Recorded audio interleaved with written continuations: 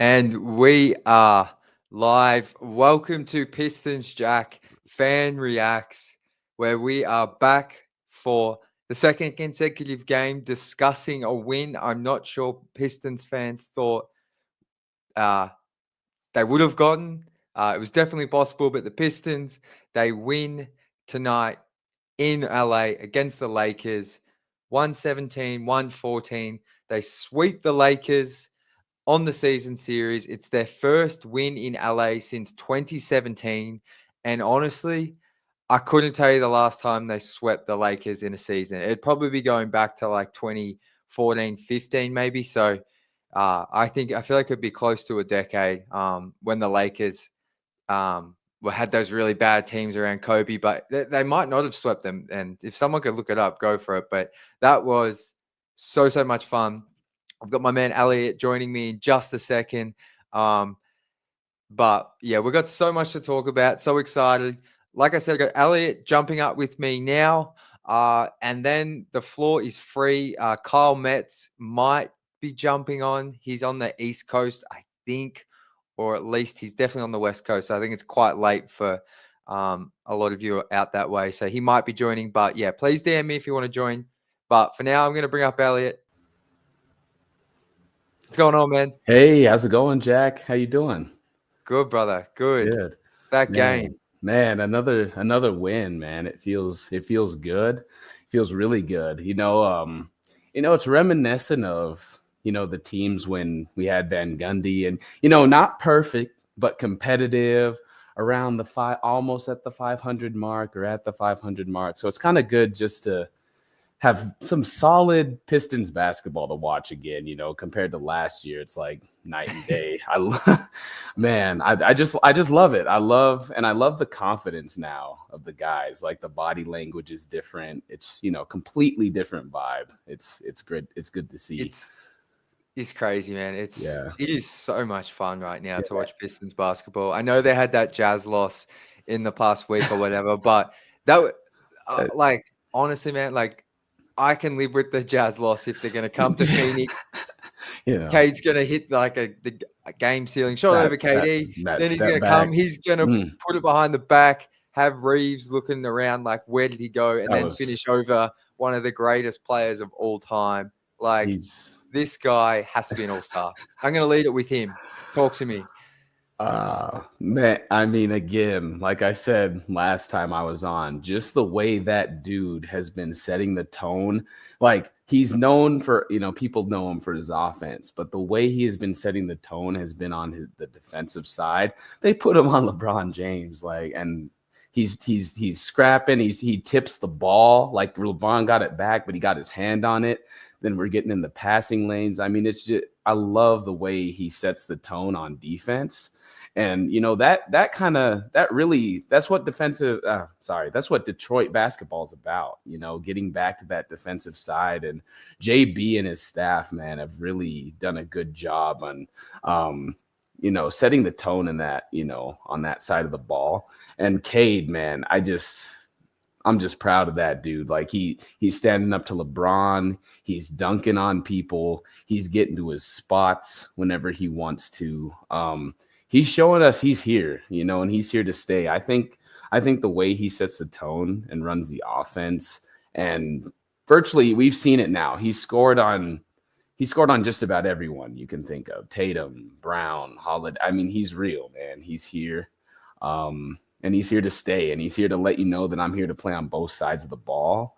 And that's what I love about our superstar personally. There's a lot of superstars in this league. There's a few that are two-way, but he for sure is. And that's what I love most about him. I think you've summarized that so well. I love his buy-in on both ends. He is such a team player. Like, because honestly, like he didn't shoot well tonight. His pull-up three wasn't really there. No. It wasn't a perfect game from him, but I just thought like you still feel.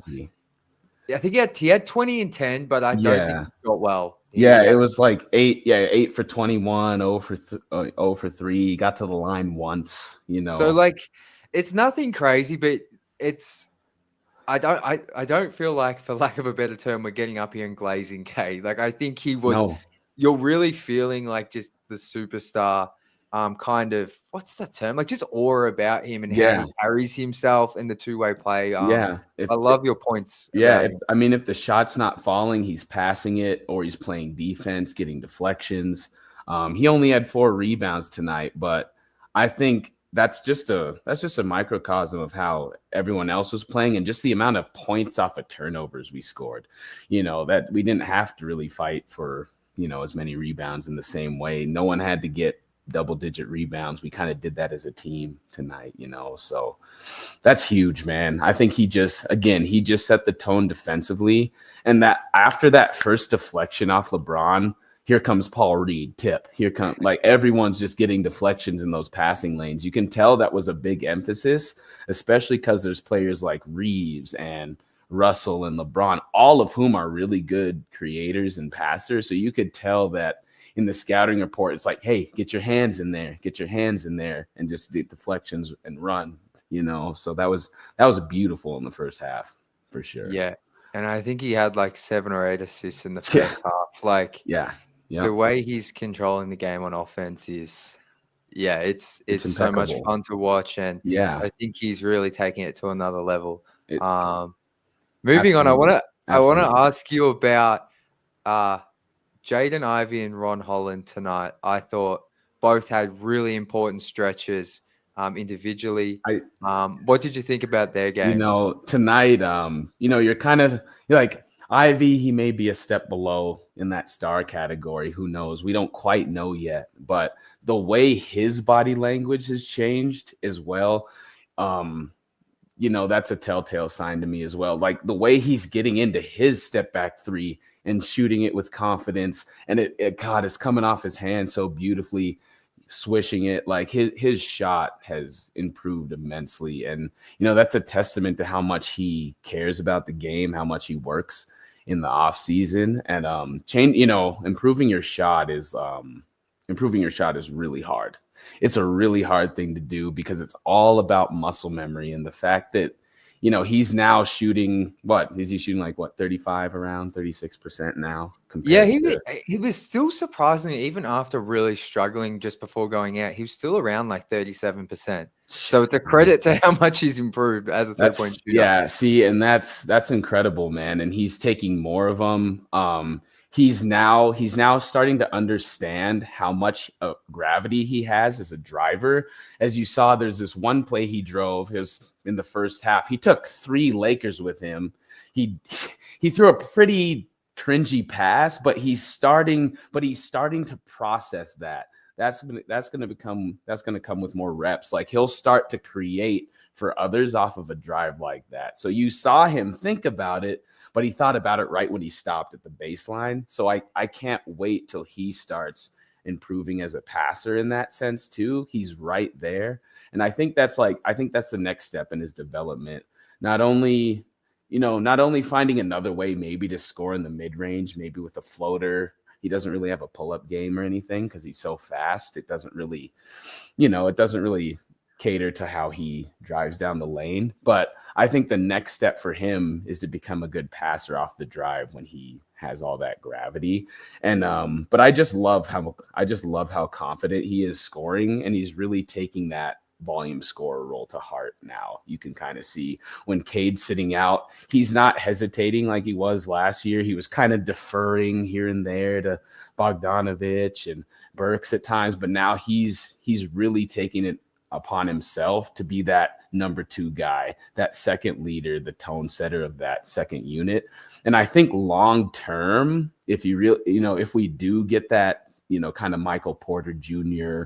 or Levine type guy, I think I really do envision Ivy's role kind of being that kind of 6-man, that high level 6-man coming off the bench, or you still can stagger him, but I really envision him running the second unit for us long term like this. So Yeah, he's been like just these past 2 games as well. Like I was a bit concerned because he had really been struggling for like 8 or so games before sitting out, but it really feels like that knee was bothering him, and also I think a toe potentially. So yep, he's back playing with that confidence we saw in the first 15 to 20 games. Like you exactly. mentioned it there, like he looked really confident tonight. He looked extremely Right. confident against the Suns, Right. and really owning that secondary Yeah. kind of scoring role or primary when Cade's off the floor. Exactly. And and I think like where he needs to improve and where most of our guards still need to improve is being able to contest a three when you're off the ball. That's still that's still one of our team's biggest issues. We give up a lot of open looks and high 3-point percentages and stuff. So I think like for our backcourt, especially, our guards, our wings, that's probably our next step is learning how to get out and rotate to contest on time. But I Yeah. love how he's playing otherwise. So And I just want to note, I've got my man Elliot on here now. We're going to go for probably 20 minutes. I've just got a fair few people lining up to get on the show. yes. Oh, good, good. No, so I know. So next we're going to have up Fatah. Apologies if I pronounced your name wrong, but we had him on a couple of Okay. games ago, so he's going to jump on. Then Austin has DM'd me. I'm just doing this now, so I'm not typing, and I can pay my full attention to you. Austin, if you want to jump on, you'll probably have to wait 35 minutes from now. And then Cody, I got your DM, brother. I would love to get you up, but I know it's 1:30 a.m. where you are, so it might be a bit of a wait. So if you want to wait, I will try my best to get you up, but that's just how things are looking right now, guys. So sorry to cut you off. I just don't want to be typing and not paying attention to you, man. But any thoughts on Ron Holland? Man, I love how Ron's playing. His defense is so valuable right now. He can guard just about the 1 through the 4. I think he's so physical. He's so long. The thing I like seeing the most right now from him is the defense was expected. We kind of know that, but I love how he's kind of finding his niche as a scorer, an off-ball scorer. He's starting to attack. He's starting to slash. He's starting to finish more confidently now. So I think like encouraging him to also look for his opportunities on that side of the floor is also going to open up his game completely. It's going to, I can't wait to see our lineups where we have Cade, Holland, Asar, Stu. That's going to be insane defense, man. If they could at least hit, anywhere from, I'd take even, 33%, 32%, like respectable enough. That's going to be a crazy lineup to put in stretches, and yeah, I'm just I'm so impressed with him. So excited for him. I'm impressed with him, man. He's just, and I think he has dribbling ability. Holland does, and you saw him. He made an incredible crossover, picked up the ball, amazing lay. I mean, he's starting to find his spots. He's starting to get used to the speed, and for players like him, that's usually what it's all about. It's just these players are just as quick as I am now, so now I have to get used to that and add counters to it. He's getting there. Because you're, like we discussed when you came on the first time, like you do some scouting work and that kind of thing. You're very in touch with like the skills of the game. I'm not sure if you had a chance to look at Ron Holland, whether it was in high school or at the G League Ignite, but did you see this kind of driving ability? Because some of the footwork, the body control, and the touch, I'm just like, I wasn't expecting this early. Like we are only like 30 games into his rookie season. So I mean, when I first started scouting him, I heard, Sam Vecini, a few other people, they're talking about, he may have the ability to do so. You could see some of the ball handling skills. So I went to check it out and I liked it, right? But what I was concerned about is I didn't actually believe his athleticism on tape at first. He didn't look as explosive as people said he was. And I liked his dribbling ability, but where I was concerned is that his lack of burst wasn't going to allow for the dribble to matter much. But I was wrong about that. Like he looks really good. His body control is better than I thought. His touch around the rim is much better than I thought. That's what I was concerned about most, is what I saw in the G League Ignite. It wasn't always consistent. And then that's what I was worried about with his jump shot the most, was his touch. Like you can have a good looking form, but if you don't have touch, it doesn't really matter. Like where Asar's form looked terrible, but Asar, like when he lays it up and stuff, he like kisses it. Like it's like a feather, so it's like not jelly, but it's like, so I don't know. I know what you mean. So that's when he's slowly starting to improve as a jump shooter. That's where I'm confident in Asar. And now I'm a little more confident in Ron Holland there as well, because his touch is so much better than I thought around the rim. And so Yeah, it's he's clearly worked on it though, because definitely. it wasn't like that at the beginning of the year, I would say. I think it's gotten better as time has gone on. So yeah. Definitely. Yeah, like I haven't looked at the percentages, but just based on like the eye test, I now watch every game, Yeah. don't miss it. This is all I do. Like I'm just like, oh, these some of these finishes are really tough, really Mhm. clean. And it's Yeah. more about some of the difficulty of them, using the left hand at times, Right. reverses. I just Right. And admittedly didn't do a lot of scouting for this draft class because I wasn't that right. interested And in it, he to be honest. But yeah, it's And that's surprising. where I like Ron. Like he is ambidextrous. He can finish reverse. You saw that sweet reverse dunk he did. The ability to swing the ball over people's heads. He has long arms. He can be a very versatile scorer. And then when he adds that 3-pointer as a counter, he's just gonna be he's gonna be in the league for a very long time, whether he's an all-star or not. Teams are gonna want that player on their team night and Yeah. day. So It's so yeah, fun to just yeah, have all this kind of yeah. athleticism and length because It's as yeah, Pistons fans, like I feel like in the 2010s they had guards and centers, but they just never had wings that had no, size and athleticism. no, So yeah, it's not it's all at so the fun. same time, right? We either had just size or Yeah. just athleticism, no other skill, right? So Yeah. yeah, so it's Um, nice to have a little bit of both now, I'm gonna turn it to you because I've probably got another 5, 6, 7 minutes here with yourself. for sure. What else would you like to talk about from the game? Man, I think one of the biggest things, like I said, one of the announcers was saying it too. Our points off of turnovers lately has been huge, and I think one of the things we need to start maybe buying into as a team is getting more into that full court mentality. Like, let's get steals, let's run in transition more. We're young. We play a lot of teams that are older than us right now, So I think there are times where we get caught playing a little slow and then we end up giving the lead back. So I think for young teams, I've noticed when there's less time to think, they make less mistakes. So if it's just about getting in passing lanes and going and making the first, second read, they're going to have an easier time. So I noticed when we started getting that 11-point lead, I think that was our biggest lead. Yeah, that was our biggest lead is we let up a little bit, right? We stopped playing that intense way. And I think for young teams, the hardest thing to do is learning how to maintain a lead, still scoring. I think I mentioned this last time, right? You still want to score, but you also want to take care of the ball. But what they tend to do is they do one extreme or the other, and we get caught in trying to take care of it too much. And I Yeah. think I would encourage us, like, just we have so many dynamic players that can handle the ball in their own right in like a one-on-one situation on a fast break. Like Ron can do it, Asar can do it, Ivy, Cade.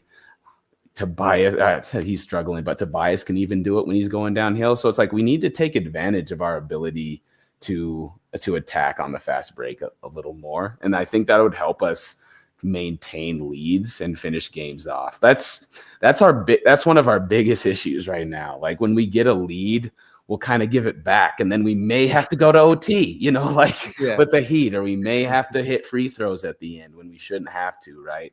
And so I think that's our next step. We need to figure out how to build on those 11-point leads instead of give it back. Like okay, maybe we gave up 5 out of that 11, but how can we get 3 more stops and then keep that run going?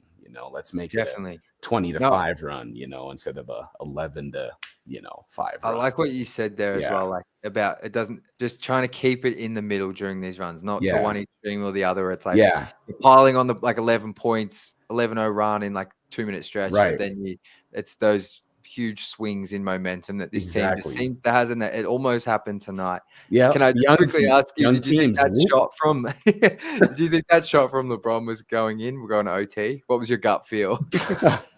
I mean, we're Pistons fans, man. We've been through it. So my mind immediately went like, oh my goodness, like here we go. Then LeBron and AD are gonna do LeBron and AD things, but he missed it, Thank goodness, Yeah. man. It's LeBron. I did think it was gonna go in or bounce in, But I think, but like I said, I think that we did get bailed out a little bit, but that's definitely the next step. how do we go from an 11-5 run to a 20-5, and then, so I think that's the next step for us. Yeah. Just the margins, winning in the margins that's Definitely. what's important. Yeah. I'll turn the mic to you for your final point, final comment. Man. Anything you want to talk about? I had some gold stars here, some gold stars. Let's go. Paul Reed, man. I mean, that Great shout. he, like, I don't know what his reputation, I'm confused about what his reputation around the league is, but all that matters is, like, whenever I've seen him play, whether it was on the Sixers or us, he's always making some sort of play, whether it's on offense around the rim, being disruptive in the passing lanes. He can switch on the guards for a couple of seconds too. I mean, it's just, I think he just needs more playing time for us. We need his physicality and his length out there, and it really showed up tonight, in the turnovers. So he needs to play more, period. So gold star to Paul Reed. Gold stars. This might be every time you come on here. Yeah. I don't want to put pressure on you. You don't have to do this. But I like it. I like it. Open with your gold stars. I like it, bro. Like that. The first thing I noticed was him sliding it into help. He's hedging on the screens. He knows how to play defense. And I think if he and Stu can kind of supplement Duren's minutes, that would be a great, piece of film for Duren to get to observe and sit with as well. Hey, do you see how Reed and Stu slide up here? They tag the screener, make sure he doesn't roll right away. That way the guard can recover. They guard the three. He has to give it up. We're back in our set, right? So it's just the little things on defense that Paul Reed does just change the way we played defense tonight. So yeah, absolutely love it. Hats off to him. Yeah. Great stuff. Well, I wish we could go a bit longer, but this is what happens after the wins. Everyone lines up. It's all good, I'm bro. sorry, man. It's exciting. I'm so happy this is happening again, man. People are lining up to talk about a Pistons win, not a loss, not a lot against the Lakers at home, not a loss. Can we just, you know what I'm saying? Let's just appreciate that for a second. Literally, they swept the Lakers. Can you tell me the last time that happened? Like in a season series, they've won both games. When? The last time it would have had to be what? It had to be when we like 04, 05, maybe something like that. Yeah, like 08. Maybe 08 if we're 08, maybe. Yeah. Maybe 08 when they were a little down in the dumps, but yeah, maybe something like that. Yeah. They're back. I'm not saying playoffs, but we as a fan base are so back. Well, look at the stadium too, man. Even from here, I'm like, dang, it's they're kind of filling it up. It's nice. It's great to see it again. Yeah, City needed it. Yeah. Well, thank you so much for joining me. Please, whenever you can make the time, love having you on. We're opening with gold stars next time. Oh yeah, let's do it. I like it. I like it. Yeah. But, my brother, enjoy the night, enjoy the win, and I appreciate you making the time to jump up here. Of course. Thanks for having me, man. I'll be on again soon. Absolutely. Talk soon, man. Peace, man. All right. Just quickly dropping a link. Oh, okay. This might be a bit tricky. I mean, asked to send it to an email. Let me. Sorry, guys. Just one moment. Just seeing what the go is. Okay, we should have someone up here in a moment. Fatah. I'm going to get him to tell me if I'm pronouncing his name correctly because I feel horrible. But thank you everyone for jumping in the chat. You guys show out no matter what, but the amount of people we've got in here for a West Coast game is crazy. I know it was a big, huge win, but you guys are the best. White guy next door. Obviously, we just spoke about Paul Reed, but Elliot, I think the gold star. I really like that. But Paul Reed, definitely unsung hero for tonight. Didn't score, but he got a shout out in the post-game press conference from JB Bickerstaff. And I saw someone else in here talking about the replay guy. And if I find the comment, I'll bring it up definitely. But JB specifically shouted out their replay assistant coach. I can't remember his name, but that got a bit of a laugh in the press conference room when he shouted him out. But that's I must admit, my league pass was a bit behind. So when I hit live, it was at the point where it was showing a replay of what happened. So obviously it looked like it was just all ball, but I was a bit confused and was super happy to see it go the Pistons' way. What's going on, my brother? Heck, what's going on, my Aussie buddy? Hey, love the jersey. And can you tell me, was I pronouncing your name? I feel like I'm saying it incorrectly. Oh no, we've just lost you now as you go to say it. I can see you. Can you hear me? I can hear you now. Yeah. It's pronounced Fata. Fata. Yep. Awesome. I was wrong, but yeah. No. It's all good. It was pretty close. What a win! How good. The floor is yours.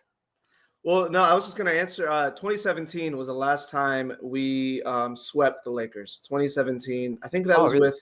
was that with Blake Griffin? Yeah, because I was listening to the Lakers commentators after the game. But no, what a team win, especially from the bench.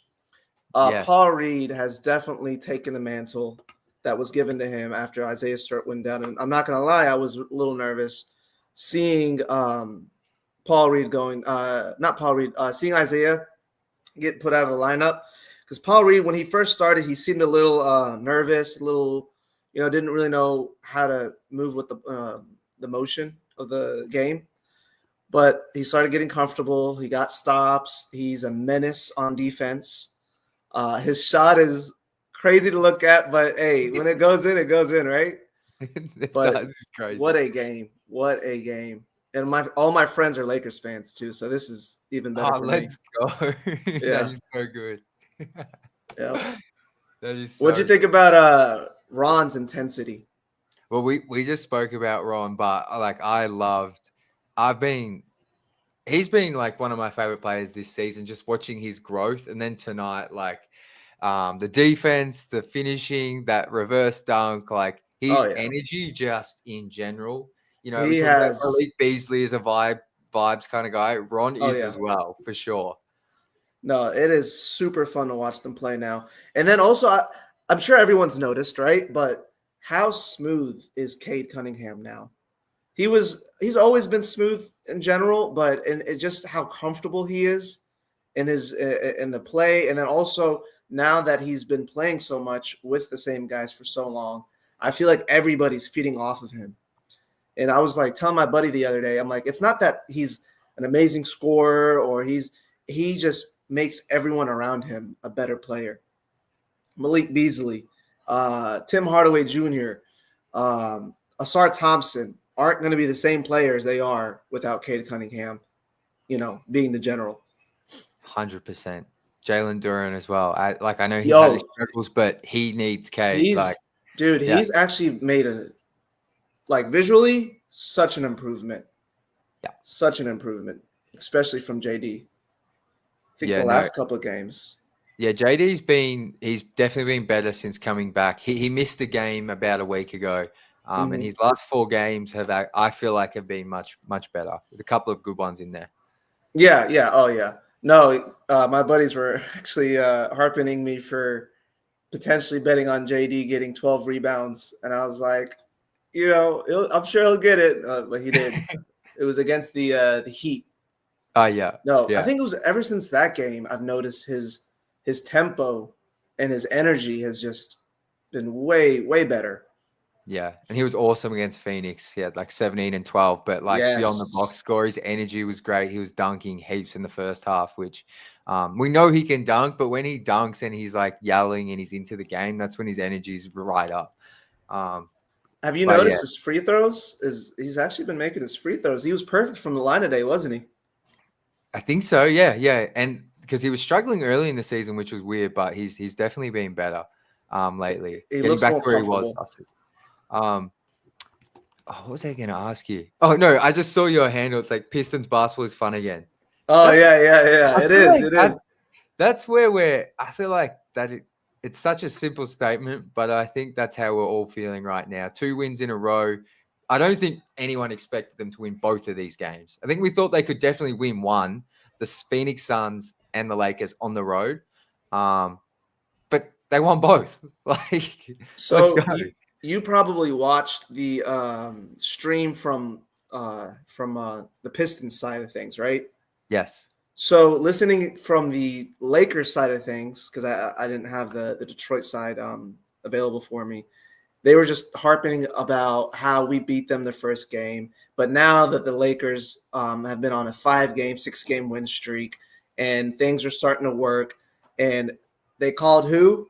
Bronny to potentially, come and play. And I'm like looking at all these comments talking about, oh, he's dropping 15 on the Pistons tonight. And I'm like, total disrespect.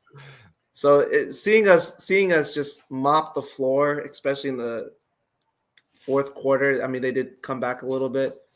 It just felt great. Felt great to see. Yeah, it doesn't matter who's wearing that Lakers jersey. Beating them is the best because of the commentary around the team. I don't mind their broadcast, but their commentators can be a little annoying. Like the Phoenix ones was actually really nice to listen to because they just kept going on about Cade being the all-star he is and just being a smooth operator and then not to mention Ivy just blossoming in front of our eyes is amazing to see. I'm loving watching Ivy. And then how confident Cade gives him the ball and he just says, go for it. Just do whatever. Yeah, and Ivy looks confident again. He looks healthy after taking a few games off. Like he looks back to that guy we saw in the preseason and start of the year. Like how was that finish over AD to close the third quarter? I think that put the Pistons back up by 1 from memory. He like who did it? Cade, right? No, Ivy. He did like an in and out dribble, and then a left-handed finish over AD at the buzzer. Mm-hmm. Like I was like, what? I think it was was it the second for the half or for the third quarter? End of the third. Yeah. No, that he is hyper athletic. Literally. Hyper athletic. No, it's super fun to watch. And the reason why I said fun to watch again is because as soon as Piston basketball made a turn to being fun was when we drafted Cade Cunningham in 2020. Okay, that's when it became fun to watch, when he dropped Jokic off, I don't know if you remember that I do, yeah. Nostalgic, yeah. And then he shot the 3. And then that was when it was fun. That's when everybody was just hyping the Pistons up. You were seeing it hyped up even on ESPN and major media outlets talking about how the next team on the rise, and then obviously we all know what happened the year after when Cade went down. But that's when the last time Piston basketball was truly fun to watch. I agree that up until this season, in the kind of Cade Cunningham era, even though it's still very short, like that was the season we would all look to him like, oh, Jeremy Grant, like Sadiq Bey was fun, like. They had some stuff, but then like the 2 seasons in between that were just dreadful. One because Kay was injured, and then last season it's like we don't need to talk about it. So I'm with you. But this is the most fun I've ever had as a fan because I haven't experienced much fun. Like this for me is more fun than the Blake Griffin team that got swept. Is it? What would you consider more fun to watch? Close games like this, or just when we're blowing out a team? Oh man, these are the ones that are like, especially after the game when we're talking, I'm like ingrained in the head. Yeah, these are the ones that are the best. Like, obviously watching it during the game, you're like losing your mind, but that's kind of like that's kind of the fun of it all. Like, so I have to say the close games. And let me ask you another question. What did you think about when? And I'm sure you remember this. I think we were down 3. Yeah, maybe 4. Cade Cunningham was taking it in, and then dished it out to Tobias Harris for a corner 3. And then Tobias missed. How did you feel about that? And because when that happened to me live, I was thinking easy 2 or and 1 or foul or anything. But as soon as he threw it to Tobias, okay, sorry, I'm with you. As soon as he threw it to Tobias, in my mind, I'm like, that's missed. Because Tobias will go through stretches where he's just knocking them down, just being amazing on the floor. And then like the pivotal moments where sometimes we need him, he's not there. What do you think about that?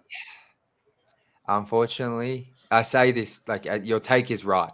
And unfortunately it's right because I just don't trust Tobias from behind the arc when you really need it. I think he's actually pretty decent people hate this play, but he'll make a turnaround jumper in around the paint when you need it.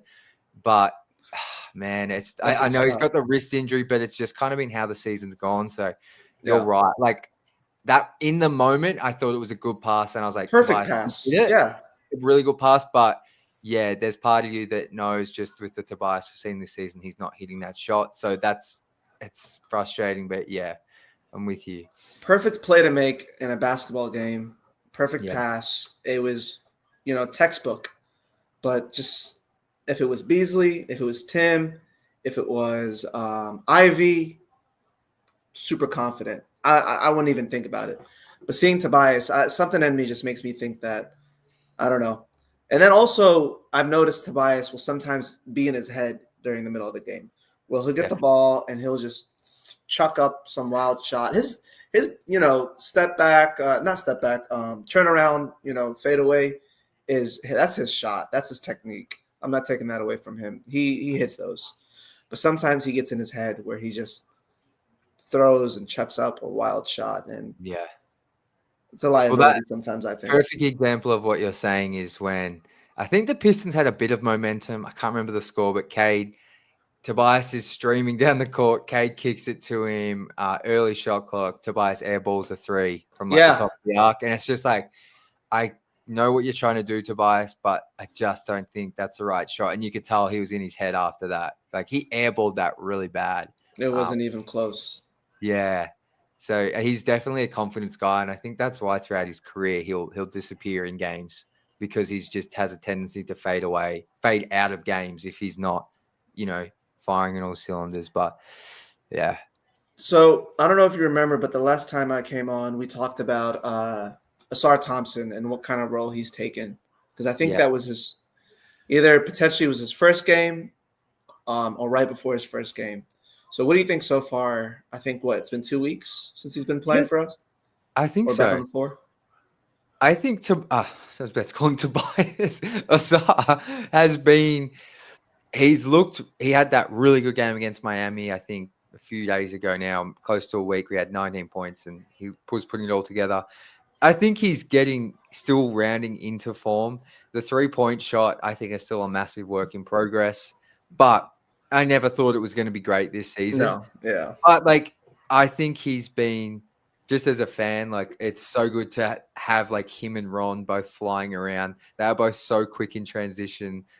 Having athletes like that with their athleticism and long arms and stuff, it just creates Freak so of much nature. deflections and stuff. So having him on the court is always a bonus. But he's got to clean up some of his finishing, some of his decisions on drives. He'll get in really good position in the paint on a drive, but try and kick it all the way back out to three, gets himself in some trouble there. But yeah, I think another 20 games under his belt, after the All-Star break, I think we're going to really see the best of Asar. And I'm still super high on him and enjoying him. What about you? I really I think it was the first 2-3 games. It was kind of bumpy. I think he was just getting his stride in. But then after, I guess he started, again, getting the motion of the game, getting the jive of the game. Greetings from Germany. That is so cool. He was able to just take advantage of his super athleticism and just dominate. That was, and like you said, he creates such an uncertainty in the during the game, whether it's on offense or defense. Usually on defense because he's all over the floor, where other teams don't know what to do, don't know how to get, he'll just, like you said, deflect or jump in the middle of people fighting for a ball, including Ron Holland. He'll do the same thing. Yeah. Ron Holland will actually square up. But I was waiting for you to say that. Yeah. But Asar, he knows his role, and he's trying to I think he's trying to get his feet wet with the 3-pointer. I think that's just going to be more of just him maturing over the years. I don't think he's going to get it maybe this year, but hopefully next year he'll probably get that in his arsenal. Definitely. No, it's he's a special kind of basketball talent. I'm not saying he's a special like LeBron special, but just to be able to move like that at that size, when he had that fast break dunk, he's just he looks like he's shot out of a cannon. His legs look like they're moving too fast for his body. him and his brother are ridiculous athletes. Like, I think he's I can't tell, but based on just everything I've seen, I feel like we've got the more athletic brother, while the other one is a better shooter, I think. I think they're pretty similar athletically. Amen's just got a bit better like ball handling. Maybe reserve. Yeah, but he's like they both kind of struggle to shoot, but yeah, they're both special. I'll just say that. Like hard workers for sure. Yeah. So we got Phoenix, LA that are done, and now we have Sacramento and Denver. What do you think we're gonna go for the next two? I was gonna ask you that. Okay. I'll give you my take, and then since I want to hear your takes, not mine. You go. Well, I just had it on my screen, so I was like, I wonder what he thinks. So, I'm gonna be bold and say 3-1, and hopefully, Okay. I think we got Sacramento. For some reason, the Pistons and the Kings are just rivals. I've watched almost every single Pistons Kings game for the last 3 games, and they're always super tight. I think we have quite a few players that played for the Pistons that are now with the Kings. But anyways, I think we got the Kings, and then we'll probably lose to Denver. I think I'm with you. The only reason I just because if they beat the Kings, that means they've won 3 games in a row, which is something they haven't done in like 4 years or something. Yeah. So really, it's been that long. So for them to beat the Kings, this is like the Kings are struggling. I think they've lost 4 in a row. I'm not sure if they played today, but like I think they feels weird saying this. They should beat the Kings in Sacramento. I feel like with what we're seeing, and I feel like I'm not getting ahead of myself because they've had a couple. Are we drinking the Kool-Aid? Yeah, I'm trying to keep myself for my own sanity because I've gotten too excited after big wins and they've come out and had a real struggle energy-wise. So, but I think I'm with you. I think they definitely should split one of these games against Denver or Sacramento. I think it should be the Kings though, and we get that 3-game winning streak. Sabonis, who's got so Duran on Sabonis? I totally forgot about DeMar. Yeah, DeMar DeRozan, and De'Aaron Fox.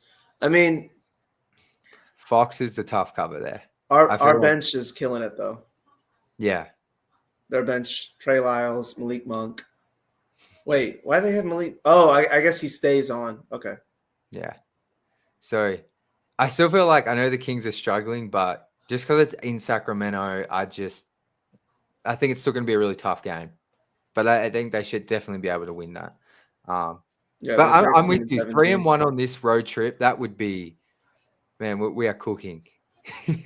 then I'm drinking the Kool-Aid. Yeah, I think with that we'd be at. I think we'd be like maybe like 1 or 2 games behind being 0.5.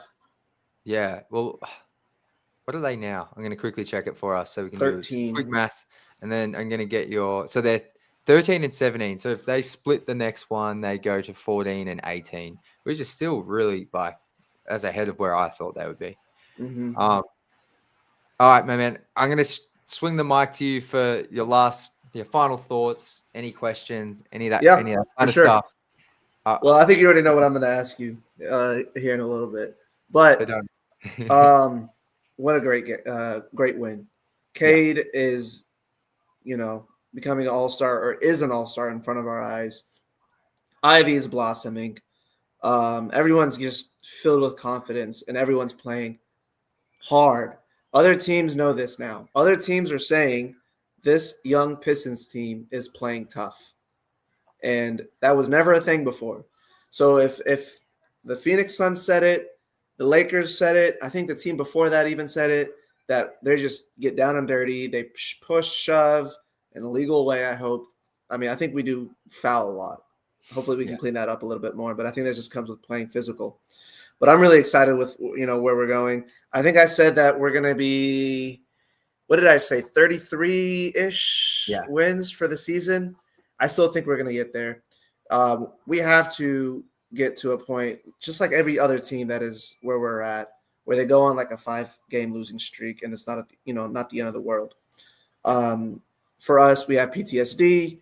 we see anything more than 3, and we feel like the world is cooked. But it should be normal for a team like us. Yeah.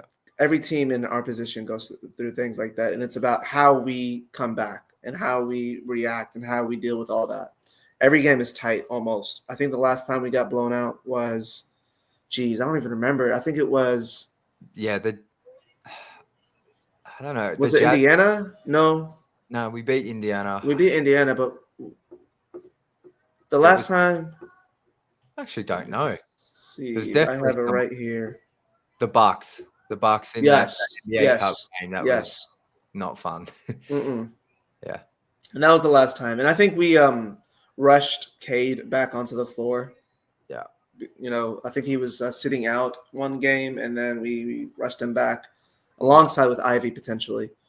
But anyways, my next question. I know you're still getting all the details with everything, but do you have any key games that you're locking in on for your trip to the D? And also, have you decided what any places that you're going to hit up, any restaurants, any No, I haven't done anything yet. I will be. I promise.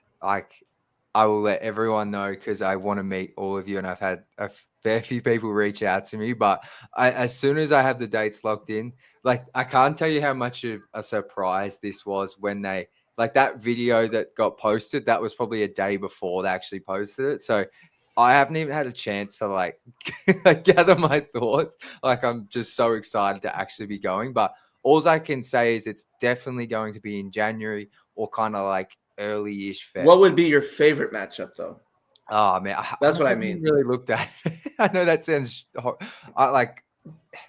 there's a couple of there's a good homestand at the end of Jan, or there's one in mid-Feb that would make the most sense. Where I think I get Luca. Oh, that would be amazing. I didn't even think about that. Yeah, maybe the Timberwolves in there.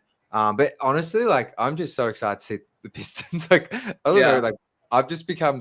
All I care about is the Pistons now, so I need to look at who they're playing. But I'm hoping Luka and Cade though. Yeah, exactly. So, yeah, I will. I promise. As soon as I know, I will literally let everyone know. Cause I want to make sure everyone can be there that can be, because I want to meet. I'm gonna have to organize some sort of meetup or something, not just for me, but so everyone can link up, because there's so many good people in the community.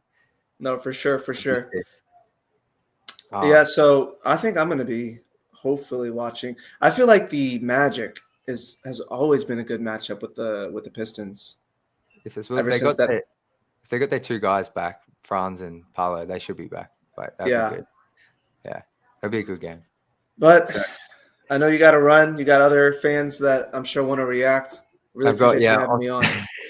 I'm sorry, man. Yeah. No worries. But I appreciate you constantly reaching out to me, and of course. I promise you, I'll let yourself know and everyone know as soon as it's all locked in. It should be across the next week. At least give people dates. We're all happy for you, man. No, you guys are the best. And keep up with the content. You're producing amazing content that I'm always looking forward to watch. Thank you, bro. Yeah, that means the world to me, man. Well, you enjoy the night and go rub some salt into your Lakers fans. Oh yeah, I am. I got that locked in already. All right, we'll talk soon. Thanks all right, buddy. Have a good one. You too. All right, Austin, brother, what's going on, man? How's it going, man? Mate, I just want to say off the top, the good luck charm is here. Austin, he DM'd me. It was earlier today. I'm lost my mind. Earlier today is the tradition for wins. You are now 4 of 5, I believe, but it's really 4 and 4. It really is 4 and 4. Yeah, as long as it's 2 hours before the game. If I do it 20 minutes before, then that's when we're 0 for 1. But other than that, we're 4 for 4. So we'll call it 4 for 4. This is crazy because you just DM'd me and you were like, "I'm not sure if I can make it, but I'm just trying to keep the good luck rolling." Yeah. And I thought tonight might be the night at the streak ends, but it lives on. It's gonna keep happening. I don't know. Hey, you know what? Might as well just keep rolling with it while it's working, I guess, right? Please. But thoughts on the game, man? That was a heap of fun. Yeah, I mean, I think before that Jazz game, me and you had talked, and you're like, okay, over the next 3 games, like, where do we think they're going to go? And I was like, I think they'll go 2-1. They'll beat the Jazz, and then, of course, they'll lose to the Jazz and beat the next 2. And I think this is one of those games that, like, coming off the Phoenix win, they didn't get too high, which is good. They really kind of allowed themselves to just continue to play how they have been playing, which is just getting out in transition. I mean, they were talking today, just their points off turnovers the last 3 games has been insane. So I feel like they're really starting to find their identity as a team, which is that, like, run. Like, they're so young, they can get out ahead of teams, like, and like, kind of like I touched on, I don't want to be like the doom and gloom person, but man, I'm bringing it back to what I ended with last time, which is just like, I think I finally figured out what the problem with Tobias is, and it's just he doesn't match the, like, pace that this team needs to play at. Like, the team needs to play fast. They have to be able to get out and transition and go, and, like, he can't match that. And I think he saw it a little bit today. They would get moving, and then he would come in, and it's like, well, you got to get him the ball in the low post. But yeah, no, it's a fair call, and at the time when you said it, like, I agreed with you. Like, it's and then he tries to, when they're playing fast and he tries to get in on that, he tries to take that 3 in semi-transition and airballs it. Like, yeah, just tough. Well, even there at the end, like, Cade, I think they were up 5 with just under a minute. Cade drives, kicks it to him wide open, bricks that one. It's like, man, like, I think the thing, I love this game. Like, it was obviously, like, I'm going to love rewatching it tomorrow. Like, it's going to be great. But just the lineup decision towards the end of the game, I think, is where I'm looking right now.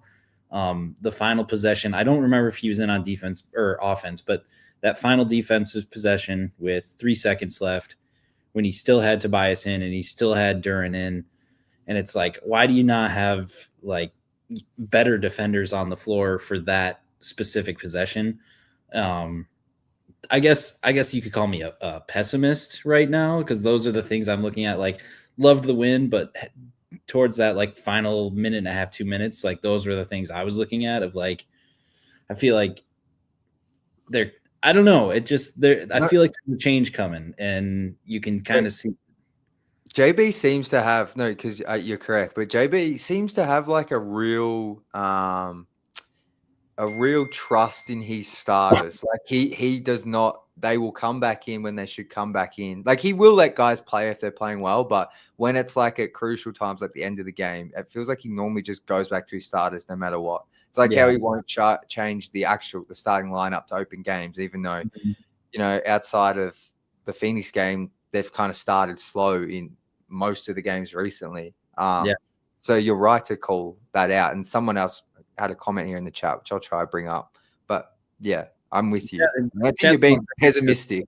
Yeah. That's going crazy. So good luck looking for it in there. I'll find it while you're talking. But no, man, I mean, just all around, it's just so much fun to see, like, Ron Holland just kind of out there going crazy. And Asar's still finding his role with the team. Like, he missed so much time. Like, he's just trying to get his footing in there, and he'll figure it out. I have no doubts. Like, he'll figure out where he fits. And you guys kind of touched on it with the first person, like, Paul Reed, his defensive intensity was crazy today. Like, how hard he was hedging screens and just poking at the ball. Like, Jalen Duren, take notes, man. Like, I feel like he's way more athletic than Paul Reed is. It's just, again, it's all effort with him. And you see Paul Reed coming out there, and it's like, I was also a little bit worried. I thought there was going to be some sort of defensive fall off with Stewart going out, but Paul Reed has really stepped into that, like, almost just as effective, if not more. It's been, I mean, obviously not at the rim. Isaiah Stewart is a completely different animal when it comes to defending the rim, but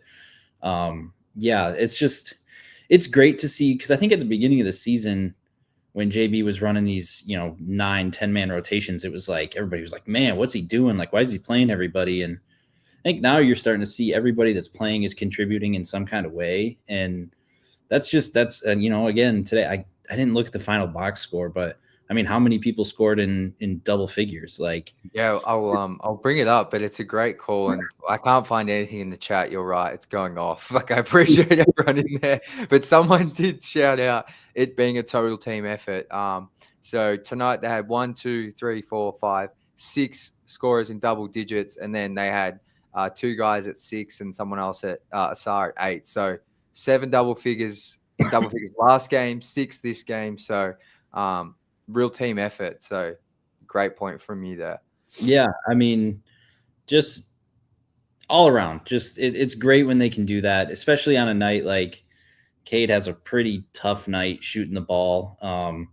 Again, I feel like he really excels when he's not like, I don't know. It seemed like early on he came out really hunting his own shot. Like it seemed like he was trying to create for himself a lot more than usual. And I don't know if that was just him kind of like feeling himself a little bit more like, okay, like I'm like, he's starting to feel the confidence of that. And I don't know. It just wasn't falling tonight. He was getting good looks. It just kind of, like is what it is. But yeah, I the fact that he can have a night like that and they can still come away with a W is huge. Yeah, and like I don't mean to say a night like that like it was bad. I mean, he still played pretty well, but like, I mean, just shooting not great, I guess. No, definitely. And we spoke about that at the start. Like, it was definitely not a great game from him compared to how he's been playing. Just getting Eastern Conference Player of the Week. Like, he still had his 20 points, 10 assists, but inefficient for the most part. He missed some easy shots. The 3-ball wasn't really there tonight, but I think that's the good thing is it felt like he still was solid. Like, it was like a bad star game, if that makes sense. For a star. Yeah. Yeah. And I'm with you, and like it felt like he was feeling himself a bit. Like, he's in LA playing against LeBron, like just got Eastern Conference Player of the Week. Like, by all means, like, go for it. But it just felt I'm with you. I felt like he was hunting his shot a bit more than usual. Normally he lets it come to him a bit more. It's more of, like, he still did facilitate on the first half. I think he had 8 assists. So it's crazy. Yeah. Yeah. No, it's great. And I mean, obviously, I'm just going to keep it up with Malik Beasley is the best offseason pickup in the entire NBA. I mean, the dude just keeps producing and keeps producing and keeps producing, and he's going to continue to keep producing. So, I think I left off with just saying they needed to stay consistent with how they've kind of been playing the games, and this just kind of felt like an extension of that. Like, they're just starting to figure out now, like, because I think we thought after that Indiana game for the Pistons or for the in-season tournament that it was like, all right, maybe they're turning a corner now. And I know they came off that bad loss to Utah, and I feel like that was one of those things where they could have really gone into a West Coast trip off that really bad loss and been like downhill. And I guess this is just one of those things where you hope that now this is where they're starting to turn that corner. And I mean, they have 2 tough games, to finish off the road trip, Kings, Nuggets. Like, they have the same record as the Kings, which is kind of crazy to me. Really? Wow. They do, yeah. And like, because I feel like the Kings are one of those teams that people are like, oh, they're going to be really good, but I don't know, maybe with the De'Aaron Fox stuff, like maybe that's kind of caused something within that team. I'm not really sure, but I think 2 tough games, you split them. That's pretty solid. You go 3-1 on a West Coast road trip, like pretty good after, especially coming off that bad loss to the Jazz, like that. I don't even know if the road trip is over after that. I would have to imagine 4 games. I think it is. Yeah. I was just looking at the schedule and it ended after the new year. And like, I didn't look anything past that, but you're right. You're right. They go at Denver, then they're back at home against Orlando on New Year's Day. Oh, okay. Oh man. And when is their last game the 28th? Is that the Nuggets game? They have a few days off. Yeah. They at least get a couple days. Okay. I mean, I guess it's not the same Magic team though. I mean, Franz is out now. Mo is out now. I don't know if Paolo's still out. I guess I haven't really seen anything on him, but I mean, that could be a good comeback to the D kind of game. And I don't know. I just feel like this road trip could really propel them into something to kind of end the season with. And, as long as they can they just got to stay consistent with it. So Oh, well, I agree. I remember that. I think the big thing you brought up after last game was like, I just wish they could be consistent. Like we bring this the following night, and we spoke about how like that's where the team's got to get to next. And it's like, I don't want to get too excited yet because I feel like I've been let down a couple of times this season about thinking they're actually a true like playoff team. But like as you just laid out, there's every chance they go 3-1. And it's like maybe it's happening right in front of our eyes. We're just probably a bit scared to get excited about it. I've been hurt before, so I don't want to give it all to them, man. Exactly. But I mean, look, like you said, there's some struggles down the stretch there. There's always kind of mistakes here and there, but I thought the effort tonight was great. There's some things that need to be tweaked, but I think those are the games early on they were losing. Those were the games that when they would come down to the end, they were playing bad defense. They were not scoring in one of the final possessions to really loot. Like you're starting to see them. I mean, Miami game, this game, like even the Phoenix game, they're starting to execute in those late situations, whereas opposed to they weren't before. So I think we are starting to see that growth because I think there were 3 or 4 games right at the beginning of the season that played out almost exactly like this that they lost. And so it's really good to see them turning those into wins. And if they start turning those into wins, I mean, I guess I don't really know what their projected win total is now. I don't know if it's still whatever it was, 32 or something. Like, I don't know. It'd be something around there. Yeah. I don't know if they're still on track for that or not, but I feel like if they can start winning these types of games more consistently, that's going to just keep going up. And yeah, I don't know. Like you said, like, I don't want to get my hopes up, but you see back-to-back wins like this, and it's like, I don't know. I think one of my favorite things just about this entire run, but just the last couple of weeks and how Cade has been playing is just see like all the kind of like attention he's been getting on like mainstream accounts. Like ESPN is posting him more, like the NBA accounts are posting him more. And I don't know, like that's just good to finally see that it's not just Pistons fans acknowledging that he is a good player. Like, I agree. No, definitely. Because I think that like those accounts, it kind of allows us to, because we all believe in Cade, but when you're the only ones pushing the agenda or whatever you want to call it, posting about it, there's part of you that's like, is this real? Like just after last season, but once all of like ESPN and those types of accounts are really like pushing the hype train with Cade, that's when you're like, it's just like the final element to feel like, no, he's legit. He's so legit. He's him. And it's just good to see some attention on your star player from your team and your city.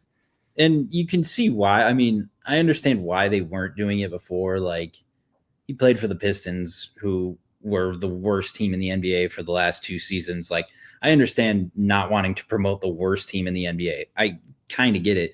But at the same time, like he's a star player. He's a number one. Like you're doing that for everybody else. Like, did you happen to see what happened in the Philadelphia game today between Andre Drummond and Victor Wembanyama? I did. Andre got ejected, and it looked like Wembanyama kind of flopped, and then they reversed it, and he got brought back tripped over him. Yeah, I didn't see what happened right before that. Apparently, there was a little something before that, but again, like that's one of those things that it's like, does anybody else get ejected if it's not Victor Wembanyama in that specific situation as somebody who the NBA is really trying to promote as the next guy? You know, like. So, like, I think I missed part of the second half today, so I didn't really see a ton of it. But, like, it seemed like early on, and even the Phoenix game, like Cade is kind of starting to get, like, the whistle now. He's starting to shoot free throws a little bit more, which, again, maybe he's starting to get that kind of star treatment. And, that could be – I mean, that just helps his points go up, his efficiency go up. Well, I noticed it a heap against the Suns. I thought he got some really favorable calls, like for free throws, which the foul was there, but it was like, that's not a call Cade gets the first 10 games of this season, or definitely like last season. It's interesting though about pushing I don't want to open up a whole can of worms here, but like so much talk about like ratings and that kind of thing. And a lot of like, I listen to Bill Simmons and Ryan Russillo a lot, like I'm sure a lot of people do, but they're kind of big on like the US star, like the US audience not being in on the next wave of stars. And it's like, Cade's American. Like Like, I feel like he's pretty interesting. Like, he's a Yeah. fun player. I know the team's being horrible, so I get that. But it's like, he's definitely a guy that once the Pistons are in that playoff race, like, I feel like he's going to get a massive, he should get a huge push from the NBA as like one of the real key stars. I mean, yeah, I think the NBA has a problem, like just promoting stars. I feel like in smaller markets in general, whether they are superstars or not. I mean, like Anthony Edwards is one of the best players in the NBA, and like I don't watch a ton of NBA outside of the Pistons. Like I don't have ESPN, so I can't watch them. Like if I'm watching it, it's streaming it, and like it. That's one of the other things. It's just so impossible to watch NBA games now unless you're paying for 10 different things. And I feel sorry for you. It's so hard for you guys in this. All I pay like $150 Australian. I get every single game on League Pass, no blackouts. That's like $90 US. Yeah, it's wild. And you know that again, we could sit here and talk about ratings and sorry, I just had to bring that up. It blows my mind. I understand it all why it is the way it is, but it just blows my mind. Like international fans have the most access to every game every night. Yeah, like unless you're streaming, but yeah, like you know what I mean. It's just funny because the thing was cutting cable so that you things, and now it's just all going back to paying more for all the same stuff that you could just had on cable. So it's ridiculous, but yeah, I mean that's having a superstar that I think will eventually be able to be one of the faces of the NBA. You're starting to see it now, and you're starting to see him getting the recognition that he should be getting. Like it's really great to see. And yeah, I think one of these times they're going to get flexed into a primetime spot against a pretty good opponent. And I mean, whether they step up to that challenge or not will be interesting to see, but when they actually get that moment, I think that's really when it's going to be like, okay, this team is kind of legit. Like, I feel like the Thunder have kind of had that already. Like Shea's had his moment and now people realize he's really good. Although he's a foul baiter too, but like everybody, I feel like there's always just kind of like that one moment for, like smaller market teams who are starting this to pick up, and they get a moment, and they like the Pacers last year winning the cup and then making it to the Eastern Conference Finals. Like obviously they've had a down year, but yeah, that's true. They don't promote OKC. They don't. Yeah, I'll stop talking. I don't know if you still had Cody coming up, but I know. No, don't. I just DM Cody just to make sure, see if he's still awake. But I know it's late over there, so yeah. I was gonna tell you could have brought him up before me, but I don't stress anything. I just that's the order it came through into me, so I have to stick to that. I can't like as in the order we've gone is who got in first. I just but I was listening to what you're saying. No, you're good. I was just saying, like I got off onto a tangent there about like the NBA and what the actual problem with streaming is. Like it just blows my mind, like some of the complexities for you guys in the US to watch. It makes no sense. It really the whole blackout thing. It doesn't make sense. I understand the why it is the way it is for certain, like contractually and like for certain areas, but it's just like when you really just zoom out and dumb it down a little bit, it's like it is so hard for you guys to watch games. Like, well, what's crazier is like some regions of the country don't have it, where some do. Like the Pistons were on, they were on Fox Sports, and then it was Bally, and then it was FanDuel. Now it's FanDuel Sports Network. But like where I'm in Phoenix, Matt Ishbia, who's the owner, he created a thing where like if you have an antenna, you can just watch Phoenix games. As long as you have an antenna and connection, you can watch it. And it's like that just like, why doesn't everywhere have that? I mean, he's a billionaire, so he doesn't really care about money. So that helps. I mean, he just changed all the concessions to everything is $2 at their concessions here, which is unheard of in professional sports like places. It's like you got to pay $10 for a beer, and there it's $2. So I don't know. $2 for everything. It was $2 for like drinks and hot dogs, and like I don't remember exactly, but it was like that's crazy. Yeah, and yeah, so I think that's just another thing that they have working against them. But That's insane. yeah, I didn't know so that. like that's the other thing is like it's weird that there's different regions that have different rules Completely for how they can broadcast. So it's tough. Final thoughts. I'm not sure if Cody's coming up, but I'll give I you want final you, thoughts. And, I want yeah. you to give me your final thoughts on the game and maybe looking ahead. Exciting game. Just in terms of like, I think that this team can really kind of start to turn it around a little bit after this. I say go 1-1 in the next 2 games. I mean, go 2-0 if you can. I would love that, but try to again stay grounded because we've been hurt before. Go 1-1 in the next 2, and just don't. I think I just don't want to see them come out and just get blown out. Like, don't come out and just lay a dud where you're giving up 40 points in the first quarter again. Like, just come out, even if you're fighting in those 2, it's still a West Coast trip. It's understandable if you lose one, like, or both. Like, I don't think I'll be too upset, but yeah, I'm excited and looking forward to the next 2 games and then on to the new year and make a push, man. So that's what I got for you. So I love it. Don't take the foot off the gas. Like, you just had 2 great wins. Don't come out and get blown out. Like, yeah, exactly. I don't even like. Yeah, we Don't just lose want 2 momentum. competitive games. Pinch one of them. Maybe you get both, and we'll be. Yeah, just don't lose that momentum. Stay consistent. That's what I'm ending. Stay consistent. You've been big on that. All right, man. Well, thank you so much for joining me. Appreciate you as always, and we're going to keep that. I'm just going to say you're 4 of 4. We're not. Yeah, we we're won't not count. counting. Yeah, you're 4 of 4.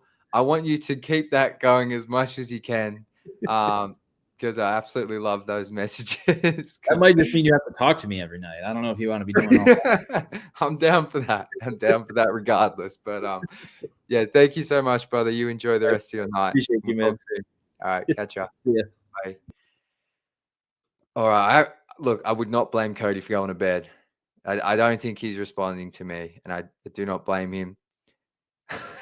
He said to me, he said this to me an hour ago. If you want to have me on, I'll jump on. It's only 1:30 in the morning here. I think he's saying that sarcastically.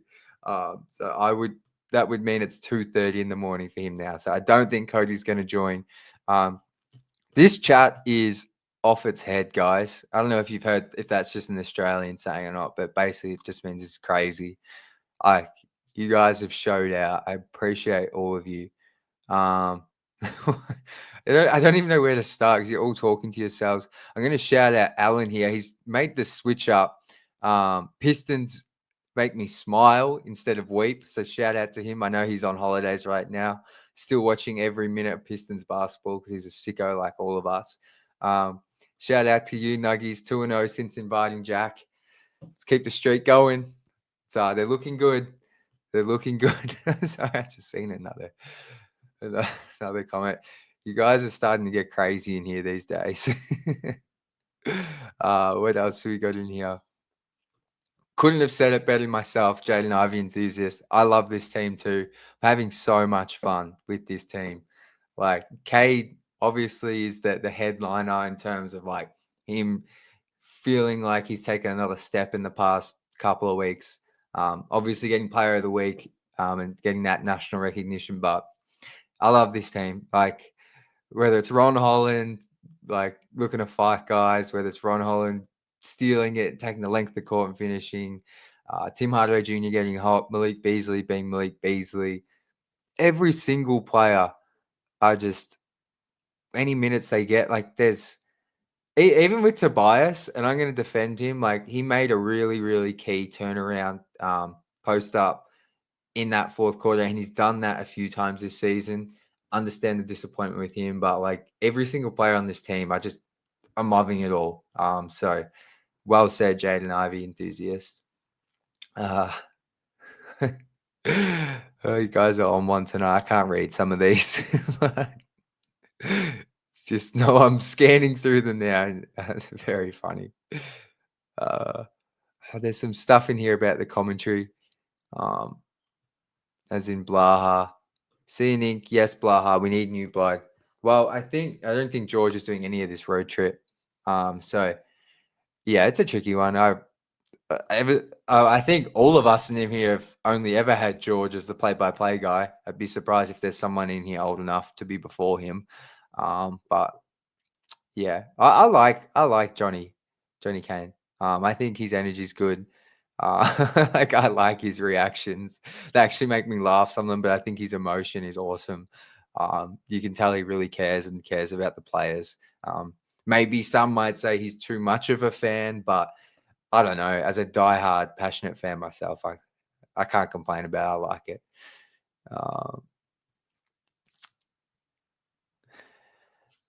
Man, what else have we got in here? Great call, seeing and I think Austin was talking about this as well. Getting Paul Reed to kind of show around the ropes on some of these defensive plays that he's been making. Yeah, this was funny from White Guy Next Door. Or I should actually call you.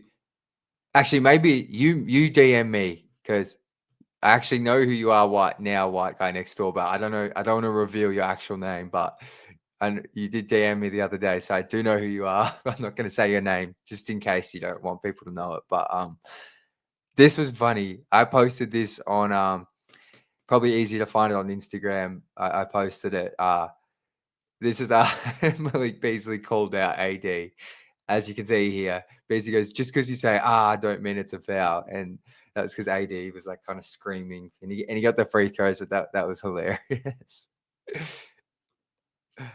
It really was seeing ink. Coach Challenge was invented for Detroit. And I actually saw, all right, this is where we're going to end. This is where we're going to end, guys.